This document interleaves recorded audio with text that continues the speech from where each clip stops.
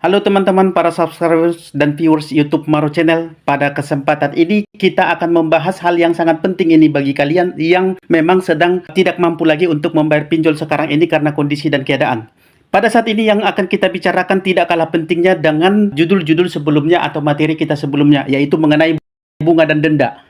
Bunga dan denda pinjol ini merupakan salah satu ketakutan yang sering dihadapi nasabah atau dipikirkan oleh nasabah ketika seseorang mengalami gagal bayar karena ketidakmampuan untuk membayar pinjol lagi. Nah, pada saat ini saya mau kasih tahu kepada teman-teman, kepada para viewers YouTube Maro Channel pada saat ini, kalau kalian sedang galbay pada saat ini dan kalian takut utang kalian itu akan terus naik, di video ini saya akan jelaskan, saya akan sampaikan kepada teman-teman berdasarkan pasal dan aturan resmi dari OJK bahwa ternyata bunga pinjol itu sudah ditetapkan ada batasnya. Dan inilah yang akan melindungi kalian ke depannya. Jadi supaya kalian tidak terjebak ke dalam permasalahan yang lebih besar lagi karena ketakutan masalah denda dan juga masalah bunga, saya akan sampaikan kepada kalian supaya kalian tidak terjebak di sana akibat dari teroran para debt collector pinjol yang selalu menakut-nakuti kalian mengenai bunga dan denda yang akan terus berjalan. Ternyata bunga dan denda ini ada batasnya. Kalian ada di titik aman supaya kalian tidak benar-benar hancur atau tidak benar-benar habis hanya karena membayar bunga dan denda pinjol. Tapi sebelum kita lanjut, saya mau sampaikan kepada teman-teman yang sedang gagal bayar saat ini atau yang sudah tidak mampu lagi untuk bayar pinjol pada saat ini, saya mau sampaikan kepada teman-teman, kalian bisa gagal bayar, kalian bisa mengabaikan dulu pembayaran pinjol kalian dengan cara masuk ke grup WA dan Facebook P3N. Karena di grup ini akan banyak teman-teman kalian yang membantu kalian untuk mengetahui bagaimana caranya gagal bayar yang aman. Sehingga kalian tidak akan mempan dipengaruhi atau dikirimi hoaks-hoaks, kalimat hoaks-hoaks dari para debt collector pinjol yang membuat hari-hari kalian ketakutan, yang membuat kalian stres, yang membuat mental kalian down. Bergabung ke grup ini supaya kalian mampu dan berani dan tahu caranya bagaimana untuk memulai galbay. Karena kalau kalian sudah berani, mampu dan tahu caranya untuk memulai galbay, otomatis hidup kalian akan tenang, kalian bisa memperbaharui atau memperbaiki hidup kalian. Bagi kalian yang mau bergabung ke grup ini, silahkan bergabung lewat link yang sudah saya sematkan di kolom komentar. Di grup ini semua pertanyaan dan keraguan kalian tentang galbay pasti akan segera kalian dapatkan solusinya lewat teman-teman kalian yang sudah berpengalaman. Ingat, teman-teman yang sudah berpengalaman galbay di grup ini ada semua. Jadi bukan katanya-katanya, bukan teori-teori, tapi faktanya berdasarkan pengalaman teman-teman kalian yang sudah mengalami galbay. Semua permasalahan bisa diselesaikan asal tepat sasaran dan juga berada di waktu dan tempat yang tepat. Jadi waktu dan tempat adalah di grup ini. Baik, silakan bergabung lewat link yang sudah saya sematkan di kolom komentar video ini. Kita lanjutkan pembahasan kita.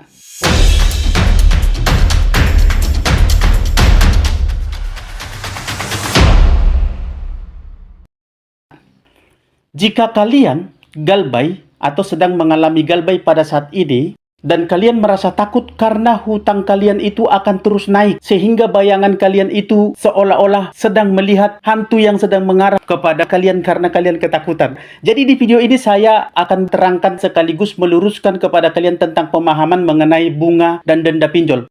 Apa yang saya sampaikan di sini bukan opini, tapi yang saya sampaikan ini berdasarkan undang-undang dan peraturan resmi di Indonesia yang berdasarkan Kitab Undang-Undang Hukum Perdata pasal 1754 yang berbunyi bahwa pinjam-meminjam ialah suatu perjanjian dengan mana pihak yang satu memberikan kepada pihak yang lain suatu jumlah tertentu atau barang tertentu yang habis karena pemakaian dengan syarat bahwa pihak yang belakangan ini akan mengembalikan sejumlah yang sama dari macam dan keadaan yang sama pula.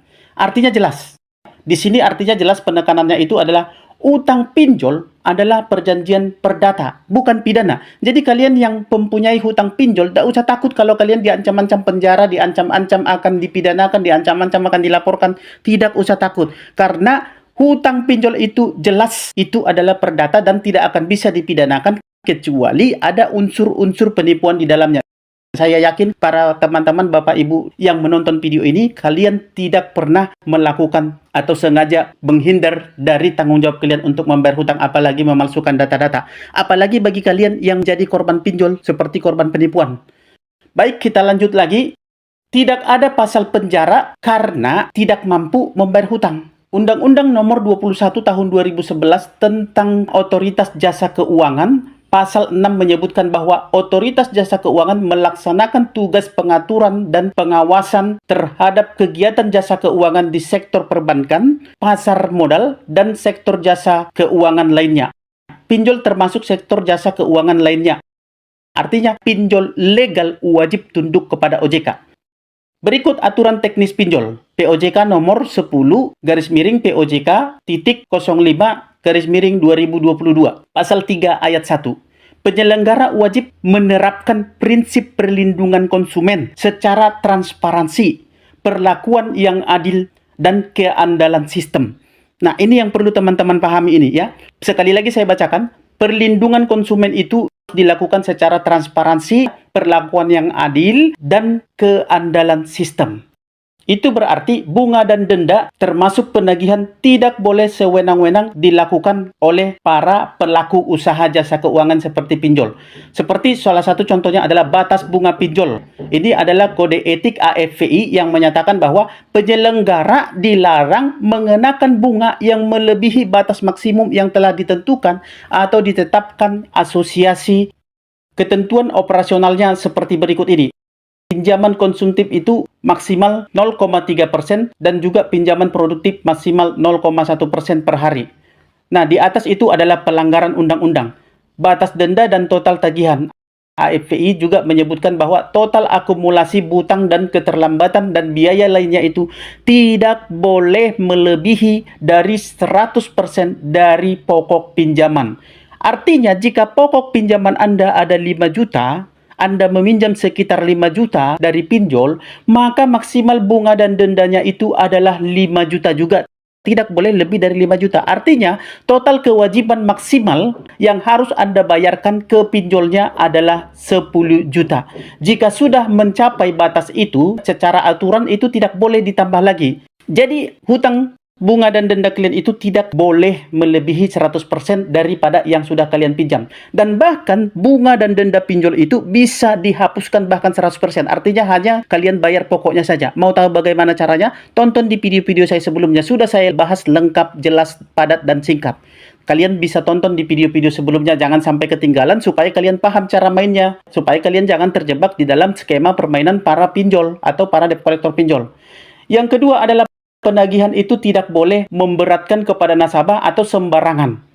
Menurut peraturan POJK nomor 10 garis miring 2022 pasal 42 ayat 1 menyatakan bahwa penyelenggara dilarang melakukan penagihan dengan cara mengancam, kekerasan, atau tindakan yang memalukan. Undang-undang ini adalah Undang-Undang Perlindungan Konsumen nomor 8 tahun 1999 pasal 4 huruf A. Nah, hak konsumen itu adalah hak atas kenyamanan, keamanan, dan keselamatan. Kemudian yang selanjutnya, yang ketiga adalah penyalahgunaan data. Nah, Undang-Undang ITE nomor 11 tahun 2008 sudah menyatakan dengan jelas di pasal 26-nya ayat 1, kecuali ditentukan lain oleh peraturan perundang-undangan, penggunaan media elektronik yang menyangkut data pribadi seseorang itu harus dilakukan atas persetujuan orang yang bersangkutan. Artinya, mereka tidak boleh melakukan sesuatu kepada data-data Anda kalau Anda tidak dimintai dulu persetujuan. Contoh menyebarkan data atau menghubungi kontak tanpa izin. Itu adalah pelanggaran hukum. Nah, sekarang kesimpulannya jelas bahwa utang pinjol adalah perdata. Bunga dan dendanya itu ada batasnya. Penagihan ada aturannya. Jadi, galbay itu bukan suatu kejahatan apabila memang karena keadaan dan kondisi Anda yang membuat Anda tidak memungkinkan lagi untuk membayar hutang. Jadi, saya mau sampaikan kepada teman-teman, galbay pinjol itu tidak bahaya. Debt collector pinjol itu tidak jahat. Yang berbahaya itu adalah kepanikan Anda dan Anda mengambil keputusan karena takut, karena Anda tidak tenang, akhirnya Anda memaksakan diri untuk terus membayar hutang, karena takut bunga dan denda, karena takut teroran para debt collector pinjol, karena takut Anda akan dipermalukan, data Anda akan disebarkan. Tidak, itu tidak berlaku sama sekali apabila Anda memang gagal bayar hanya karena ketidakmampuan Anda untuk membayar pinjol. Jadi, kepada teman-teman yang sedang galbay sekarang ini, saya mau sampaikan, supaya kalian bisa aman, tenang, dan terbebas dari pinjol, dari teroran para debt collector pinjol, Yang pertama yang harus kalian lakukan adalah jadilah nasabah bijak. Yang pertama itu yang kalian lakukan, jadilah nasabah bijak dengan cara tenang menghadapi semua masalah. Setelah itu kalian pahami hukumnya dengan cara belajar dari internet dan sumber-sumber lainnya mengenai hutang piutang. Belajar dari edukasi-edukasi Galbay atau video-video edukasi Galbay seperti yang saya sampaikan ini. Kemudian atur hidup Anda, perbarui hidup Anda, perbaiki hidup Anda ke depannya supaya masa depan Anda bisa lebih cerah lagi. Karena kalau Anda memaksakan diri untuk terus membayar hutang, maka hidup Anda akan hancur berantakan. Sudah ribuan, ratusan ribu, bahkan hampir sejuta, bahkan mungkin lebih sejuta pada saat ini yang hidupnya hancur lebur hanya karena perbudakan atau ketakutan kepada hutang pinjol dan bunga pinjol. Jadi hutang bisa diselesaikan dengan cara bertindak tenang, pahami hukumnya, atur hidup Anda, maka masalah hutang Anda akan selesai. Nah, nanti kalau Anda sudah punya duit, Anda sudah punya penghasilan yang cukup, silahkan Anda bayar hutang Anda. Mau Anda bayar dengan bunga dan dendanya seperti yang saya katakan tadi tidak melebihi dari 100%, silakan. Mau Anda bayar pokoknya saja pun bisa. Ada caranya. Di video-video sebelumnya silakan Anda tonton. Baik, demikian informasi yang bisa saya sampaikan kepada teman-teman pada saat ini. Semoga dapat dipahami. Sampai ketemu di sesi berikutnya. Dan akhir kata saya ucapkan salam sahabat.